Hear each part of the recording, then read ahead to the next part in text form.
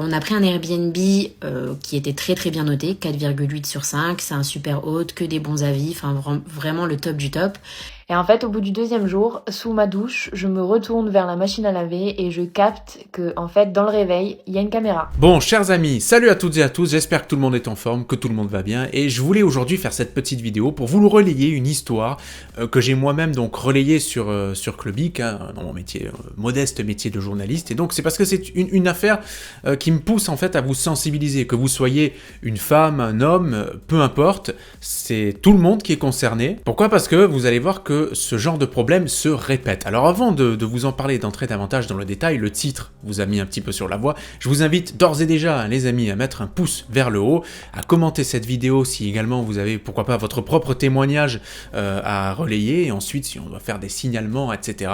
Et puis n'oubliez pas de vous abonner à la chaîne si ce n'est pas déjà fait, et merci à vous d'être toujours de plus en plus nombreuses et nombreux. Je vais donc vous raconter l'histoire de deux jeunes femmes, de deux amies, deux copines, Madi et Paloma, qui avaient réservé via la plateforme Airbnb un logement donc à Annecy, belle commune d'Annecy, pour passer le week-end donc de l'Ascension ensemble et tout ça. Alors tout était censé bien se passer, sauf que eh bien, les deux jeunes femmes ont eu la désagréable surprise de voir et de comprendre qu'elles étaient espionnées sous leur douche, sous la douche, oui. Et sans doute le plus important dans cette affaire, c'est que le propriétaire du logement, l'hôte Airbnb, eh bien, était quelqu'un à l'apparence irréprochable.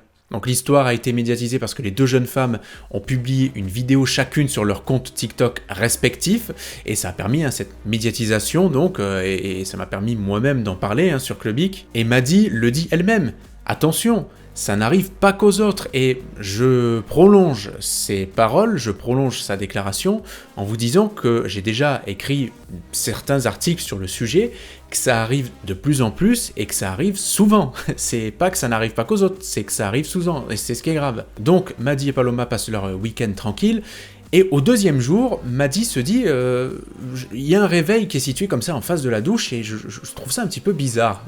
On remarque un radio-réveil en fait face à nous.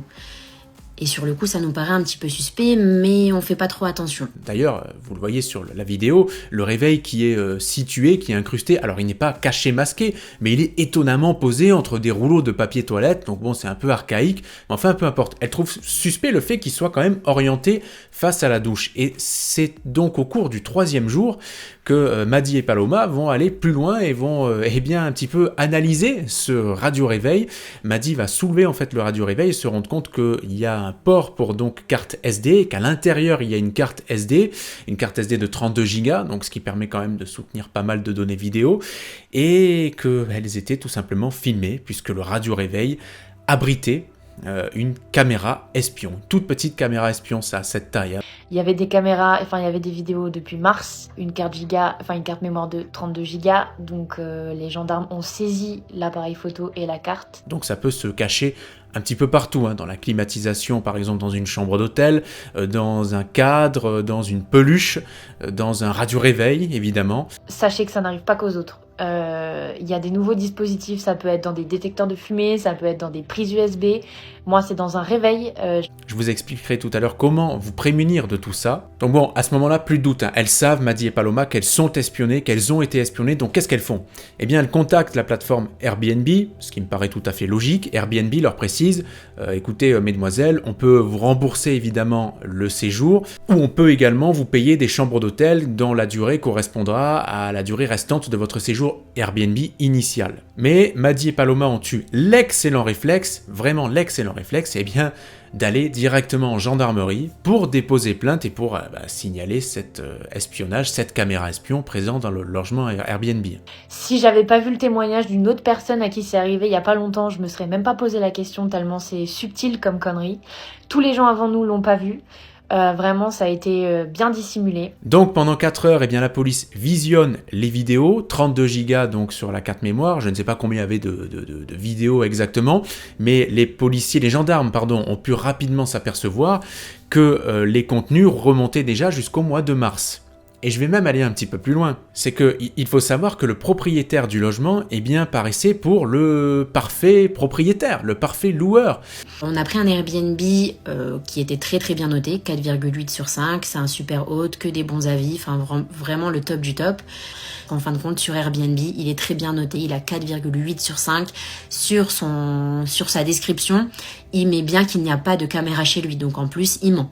Il était même super hot sur la plateforme Airbnb. Alors vous savez que quand vous êtes super hot sur la plateforme Airbnb, c'est que vous remplissez 3 critères. D'une part, c'est que vous avez de nombreux commentaires. D'autre part, qu'ils sont tous positifs.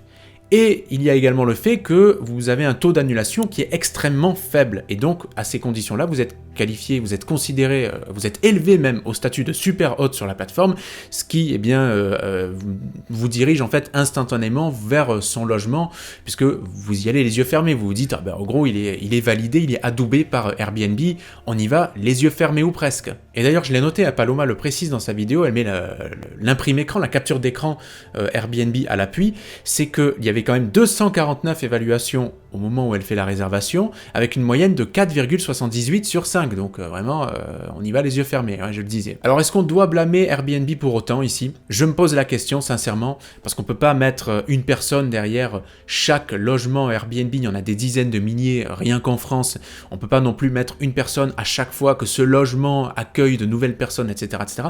Donc là, en fait, vous aurez compris qu'on touche aussi un petit peu aux limites de ce modèle, aux limites du secteur, en fait, de la location de logements saisonniers à distance. Mais voilà, alors quand même, j'ai la déclaration que m'a envoyée Airbnb aujourd'hui sous les yeux, déclaration qui est assez courte mais qui résume pas mal les choses.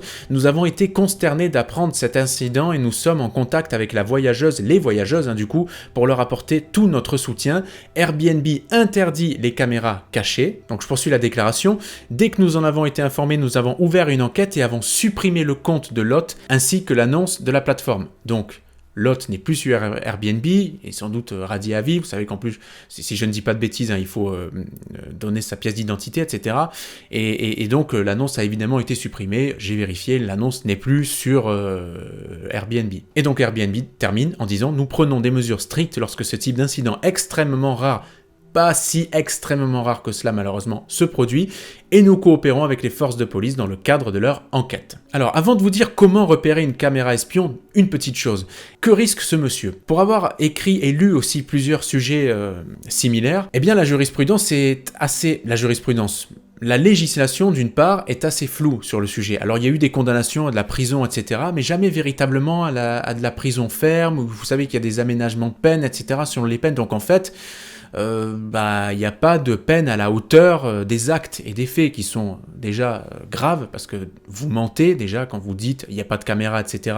sur votre annonce. Là, je parle pas d'Airbnb, je parle du monsieur. Vous mentez, en plus, bien vous espionnez les gens à leur insu, vous violez leur vie privée. C'est en plus des images qui sont graves parce que il y a de la nudité, etc. Enfin, vous êtes violé dans votre intimité, dans tout ce qu'il y a de plus cher en vous. Et puis surtout, vous pouvez vous retrouver n'importe où sur Internet, sur des sites, des plateformes X ou Y, sans mauvais jeu de mots, qui se situeraient dans je sais pas quel pays. Et comment contrôler tout ça ensuite? On n'a pas main en France sur des contenus qui seraient publiés sur une plateforme basée à l'étranger, etc. Donc, compliqué. Et donc il y a une brèche, une véritable brèche juridique, il va falloir colmater à un moment ou un autre, parce que sinon on ne pourra jamais véritablement lutter contre ça. Bon, on espère en tout cas que ça se fera assez vite. Alors donc, comment repérer une caméra espion quand vous allez dans un logement Airbnb ou autre, un peu importe, hein, ça peut être Abritel ou tout ce que vous voulez, ou même dans un hôtel, hein, pourquoi pas. Très sincèrement, quand vous allez dans un Airbnb, faites un état des lieux, regardez les ports USB, regardez les caméras, regardez la salle de bain, regardez les chambres. Le premier réflexe, en fait, quand vous allez dans un logement qui n'est pas le vôtre, c'est qu'il y a une box internet, systématiquement. Pourquoi? Parce que ces caméras espions, elles n'enregistrent pas dans le vent, elles enregistrent, et ensuite elles enregistrent grâce à la box internet, en fait, au lien qu'il peut y avoir en Wi-Fi, Bluetooth, etc. Ce que vous faites, c'est que vous débranchez la box du Airbnb, tout simplement. et vous ne la rallumez pas, vous la débranchez le temps de votre séjour. Et oui, et si vous avez besoin d'internet, qu'est-ce que vous faites? Eh bien, comme dans un endroit, comme chez vous par exemple, quand votre box saute et que vous avez besoin d'internet, vous vous servez de votre téléphone comme point d'accès, comme routeur, comme box internet si vous préférez, et là vous saurez que vous passerez uniquement par votre connexion et qu'il n'y a aucun autre appareil qui sera connecté sur votre connexion. Ensuite, deuxième solution, c'est que vous pouvez plonger complètement le logement dans le noir et vous allez en fait utiliser la torche de votre smartphone. Je vais vous montrer un petit peu. Voilà, vous utilisez la torche donc de votre smartphone pendant que vous prenez en photo ou que vous filmez. Et là, parce que si vous utilisez uniquement la lampe torche par rapport aux infrarouges, etc., bon, c'est compliqué à vous expliquer, mais le plus simple en fait, c'est d'allumer donc votre lampe torche avec la photo et la vidéo. Donc vous regardez votre appareil pendant que vous prenez en photo, que vous filmez, et vous allez peut-être apercevoir un reflet s'il y a une caméra. Donc l'éclat de votre lampe torche pourrait vous sauver, mais c'est surtout que pourrait vous sauver parce qu'il y a des choses qu'on ne peut pas voir à l'œil nu, mais que votre caméra pourra voir. Voilà, c'est important. Troisièmement, vous pouvez donc vérifier avec votre Bluetooth ou avec le Wi-Fi si vous décidez de ne pas couper la box du Airbnb, qu'aucun appareil en fait au nom curieux ne soit à proximité. Ça peut vous intriguer aussi si vous vous rendez les connexions que vous voulez relier par exemple votre ordinateur au Wi-Fi, etc. du Airbnb, ce que je vous déconseille au passage fortement, parce que le monsieur connaît son mot de passe. Si jamais il a mis un logiciel ou quoi que ce soit, il peut espionner tout ce que vous faites aussi sur votre ordinateur ou votre téléphone. Bref, ça aussi, attention. Mais il y a des applications aussi qui peuvent le faire pour vous, comme Fing, qui peut trouver les appareils au nom curieux, vous signaler, vous dire attention, c'est peut-être un truc espion, etc. Et puis la quatrième solution, c'est celle du détecteur de radiation électromagnétique. Là, c'est plus simple, évidemment. Alors, ça coûte un petit peu cher. Vous en avez entre 20 et 30 euros sur des plateformes de e-commerce, mais ils ne sont pas forcément très efficaces. Ça peut se chiffrer à plusieurs dizaines d'euros, mais ça peut vous servir aussi pour n'importe quoi ou pour chez vous, voir si un appareil fonctionne toujours, etc.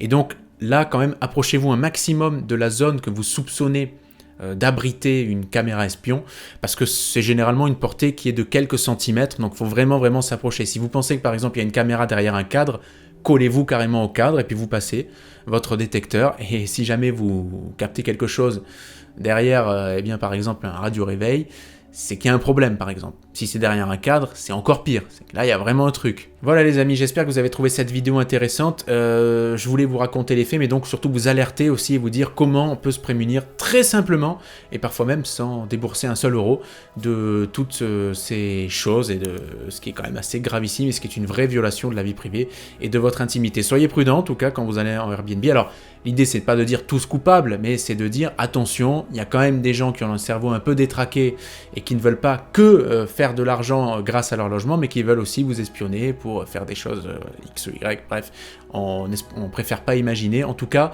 faites attention, et puis n'hésitez pas à mettre le petit pouce vers le haut, à commenter cette vidéo, et à vous abonner à la chaîne. Je vous dis à très vite pour de nouvelles aventures. Faites attention à vous, bon courage si vous travaillez, profitez bien si vous êtes en vacances, et puis à très vite. Ciao.